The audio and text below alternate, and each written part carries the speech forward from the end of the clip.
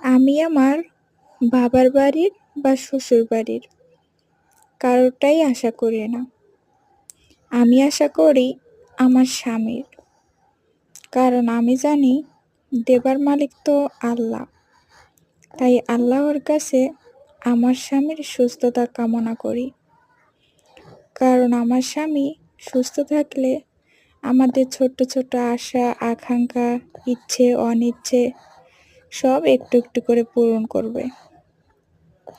কারণ আমি জানি আমার যখন খুব খারাপ সময় ছিল, তখন আমার এই মানুষটাই আমার পাশে ছিল। আর বাদবাকি সবাই, তারা তো শুধু তামসা দেখছিল, মেহমান ছিল। অনেকেই তো চাইতো আমার স্বামীর থেকে আমাকে আলাদা করার, কিন্তু আমার স্বামী কখনোই এটা চাইতো না। তাই তো দেখেন, আজ আমি আমার এই ছোট্ট পরীর মা। আমার সংসারে কেমন মায়া মুগ্ধতার একটা ছাউনি পেল।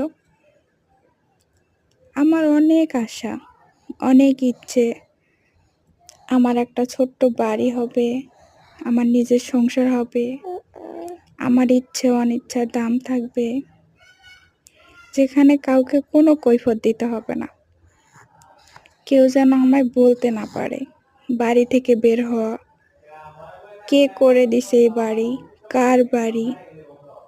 আমি যেন বলতে পারি এটা আমার স্বামীর বাড়ি, স্বামী করে দিছে আমায়।